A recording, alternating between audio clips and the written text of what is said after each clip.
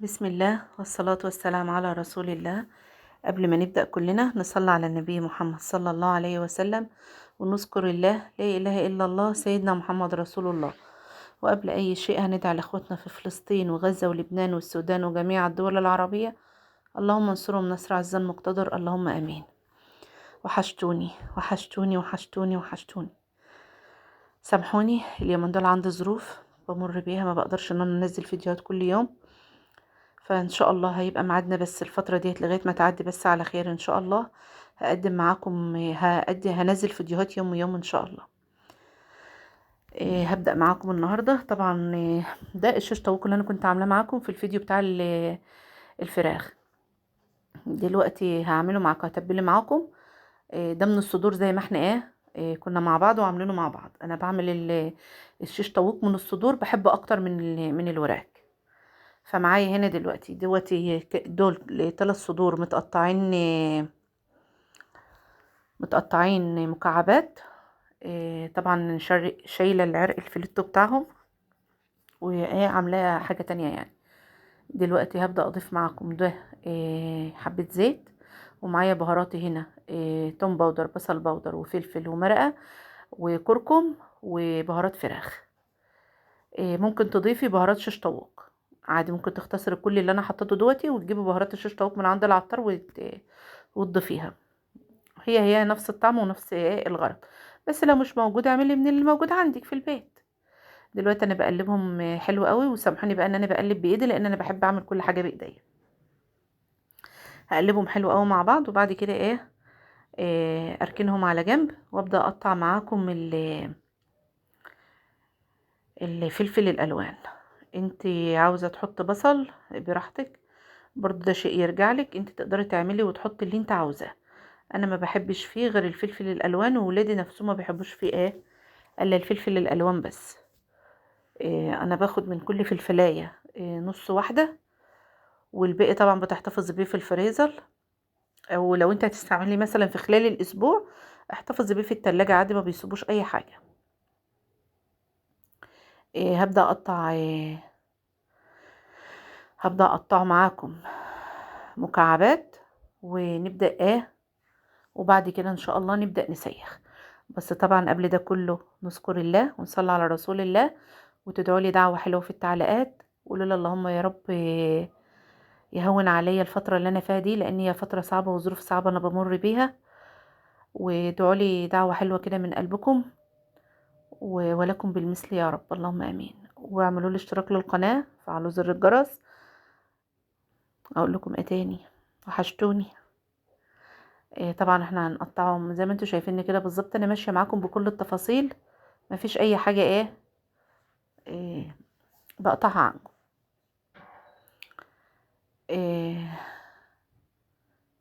طبعا انت ممكن تعملي مع الشيش طاووق مكرونه، او ممكن تعملي رز بسمتي، وممكن تعمليه في سندوتشات، ممكن تعملي كل اللي انت عاوزاه. كل حاجه ولادك بيحبوها اعمليها، مش هتقولك لا. دلوقتي انا ببدا اسيخه معاكم زي ما انتوا شايفين، بحط واحدة اصفر، واحدة احمر، واحدة اخضر كده زي ما انتوا شايفين يعني. تدريج الالوان دوتي براحتكم خالص، بتعملوا كده فواصل كده. عايزة تضيفي بصل ضيفي، ممكن برضو تعملي شيش طاووق دوتي تعمليه في الصينية بس من غير بقى ما تسيخيه في السياخ. تعمليه زي ما هو مكعبات بالفلفل الالوان دوت بتاعه، وتضيفي معاه مكعبات بطاطس برضو بيبقى جميل. كل حاجة بتتعمل بتبقى حلوة لأولادنا طالما هما بيحبوها وبيحبوا ياكلوها. وربنا يحسن ما بين ايديكم جميعا يا رب، اللهم امين. طبعا زي ما احنا اتعودنا، انا اسفة في فيديو الفراخ ما قلتش المعلومة الدينية فيه. ما كنتش عاملة التسجيل وكده، وبصراحة الوقت ما كانش سعفني ان انا اعمل حاجة. فالنهاردة ان شاء الله هنعمل مع بعض المعلومة الدينية اللي في آخر كل فيديو، وربنا يجعلها في ميزان حسناتي وميزان حسناتكم يا رب، اللهم آمين.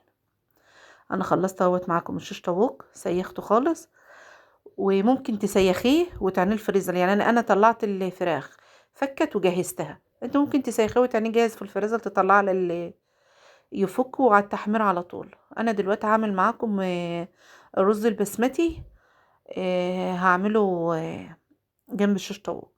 انا بصفر بصله ليه في الاول، وساعات بضيف فيه فراخ مفرومه برضو، بيبقى جميل وحلو وبيعجب ولادنا برضو.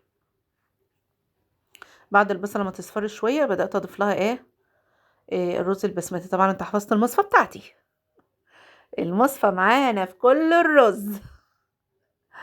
بقلب البصله حلو جدا، ومعايا بعد كده بهاراتي، معايا كركم، فلفل، توم باودر، بصل باودر، ملح، مرقه، قرفه، جنزبيل.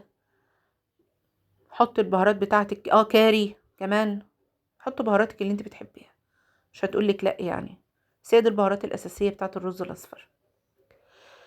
بقلبه حلو جدا، وبعد كده بضيف له الرز. طبعا دول كانوا كوبايتين رز، كل كوبايتين رز بياخدوا 3 كوبايات ونص ميه، اللي هو الرز البسمتي ده. لو انت عاوزاه مفلفل، لو انت عايزاه سايح بتخليهم 4 كوبايات. وديت معلقه صلصه انا بضيفها كمان، بتديله طعم حلو كده.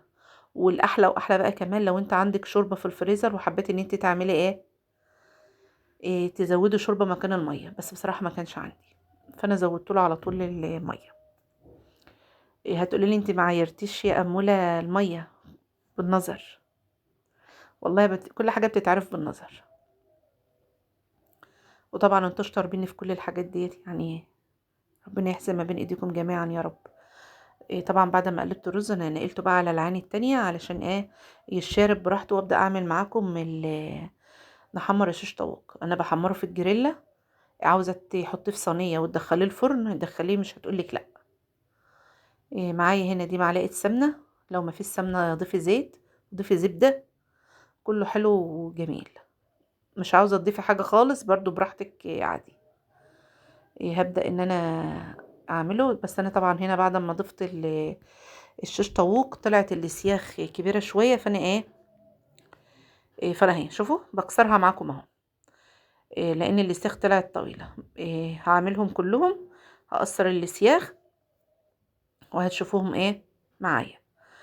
وطبعا زي ما احنا عارفين، لايك لأمولة، اشتراك في القناة لأمولة.